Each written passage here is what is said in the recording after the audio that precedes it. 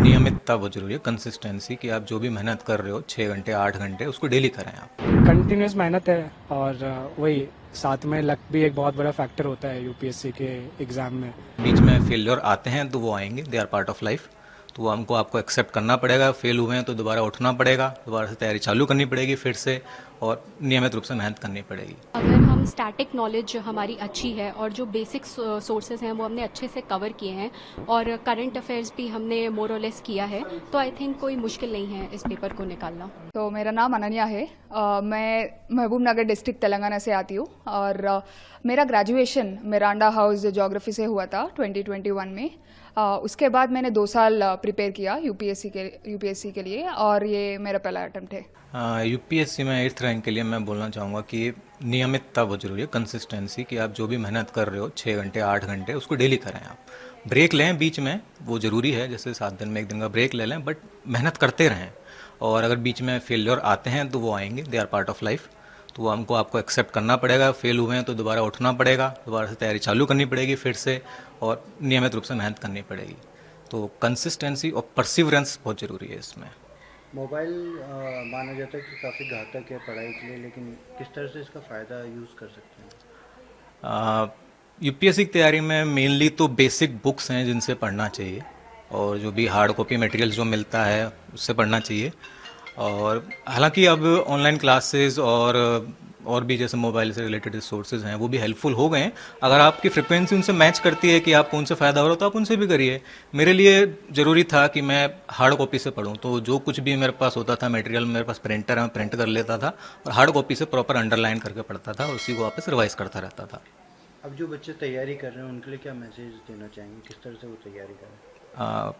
मैं उनको लिए यही मैसेज देना चाहूँगा कि अगर आप डिटरमाइंड हैं कि आपको बनना ही है, सिविल सर्विसेज क्वालिफाई करना है आपको, तो आप मेहनत करिए, करते रहिए। आपको कंसिस्टेंसी बहुत ज़रूरी है। जॉब के साथ पढ़ाई करने में मेरे सीनियर्स ने मेरी हेल्प की, मेरे बैचमेट्स ने मेरी हेल्प की और उन सभी ने कोशिश की कि मैं पढ़ाई भी कर सकूं और जहां मैं काम कर रही हूं वो भी अच्छे से हो पाए। तो सभी का इसमें सहयोग रहा कि मैं ये कर पाई। मेहनत लगी, वो उसमें मना मैं नहीं कर पाऊंगी, लेकिन बिल्कुल बाकी सबका बहुत सहयोग रहा जिसकी वजह से आज मैं यहाँ पहुंची हूँ। बहुत सारे लोगों का रहा है, मेरे माता पिता का, मेरी पूरी फैमिली का, मेरे टीचर्स का, मेरे सीनियर्स का भी, सभी का बहुत अहम श्रेय रहा है। सबसे टफ एग्जाम माना जाता है यूपीएससी का। किस तरीके से आपने प्रिपरेशन की थी? आपने कम एज में इसको क्लियर कर लिया है। जो दर्शक देख रहे हों, जो लोग जानना चाहते हो तो क्या बताएंगे, कैसे प्रिपरेशन की थी, कहाँ कोचिंग की थी, क्या पढ़ाई के बाद आपने सोचा था? सर, एग्जाम को एनालाइज किया सबसे पहले तो पिछले वर्षों के पेपर्स देखे, समझा किस प्रकार के क्वेश्चन आते हैं, उस तरह से फिर पढ़ने की कोशिश की। अपनी गलतियों से भी सीखा। ये मेरा 3rd अटेम्प्ट था। दोस्तों से डिस्कस करता था। जी सर, मैंने कोचिंग ली थी। मैंने जब कॉलेज में 3rd ईयर में था तब मैंने शुरू की थी पढ़ाई।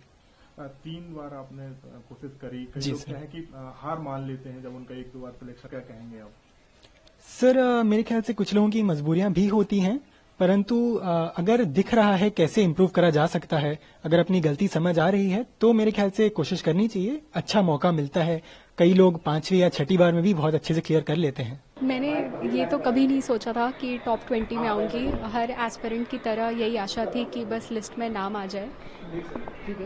तो ये बहुत ही बड़ा मोमेंट है मेरे लिए भी और मेरी फैमिली के लिए भी। कितनी तैयारियां की गई आप लोग, कितना चैलेंजेस था ये? हाँ, एक्चुअली ये मेरा 2nd अटेम्प्ट था और मैं तैयारी 2021 से कर रही हूँ, तो अभी 3 साल हो चुके हैं और चैलेंजिंग रहा है ऑफ कोर्स ये पाथ, क्योंकि बहुत आइसोलेशन में रहना होता है, अकेले रहना होता है, सोशल लाइफ पे बहुत सैक्रिफाइस करना होता है। लेकिन इसके बावजूद मैं समझती हूँ कि फैमिली और फ्रेंड्स ने काफ़ी मुझे सपोर्ट किया इस जर्नी में। अच्छा, जब तैयारी कर रही थी तो क्या लग रहा था कि टॉप 20 में इस तरह से रैंक आ जाएगा?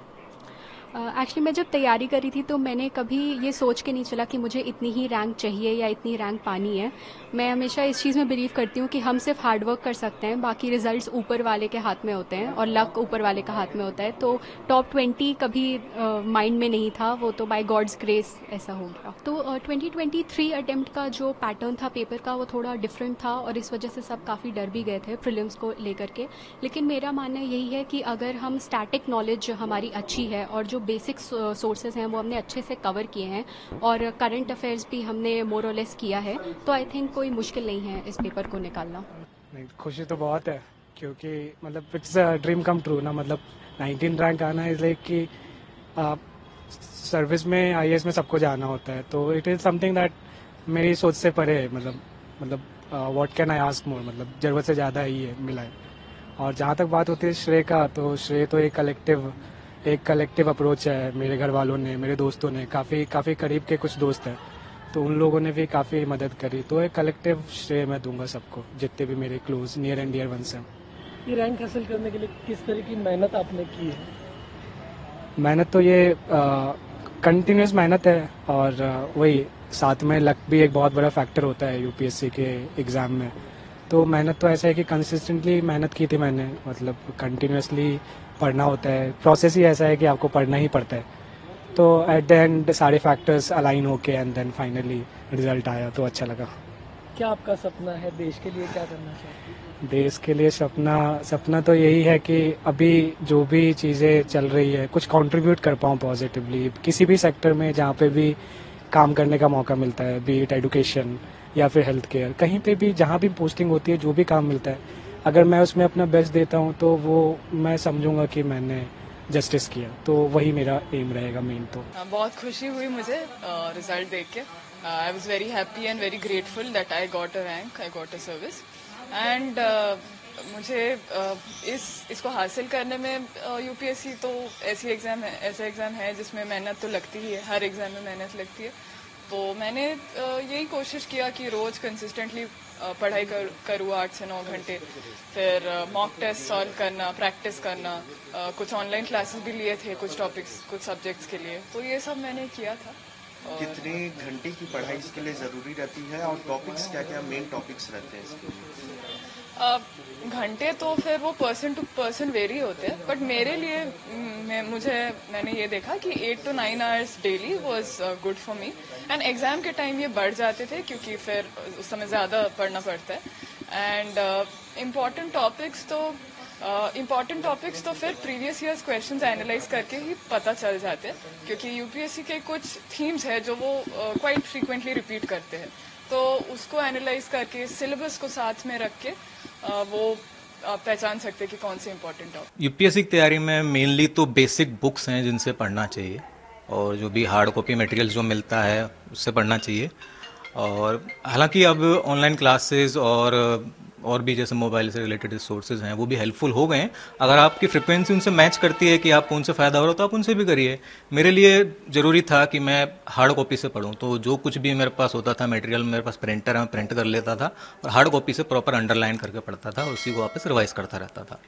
अब जो बच्चे तैयारी कर रहे हैं उनके लिए क्या मैसेज देना चाहेंगे, किस तरह से वो तैयारी करें? मैं उनके लिए यही मैसेज देना चाहूँगा कि अगर आप डिटरमाइंड हैं कि आपको बनना ही है, सिविल सर्विसेज क्वालिफाई करना है आपको, तो आप मेहनत करिए।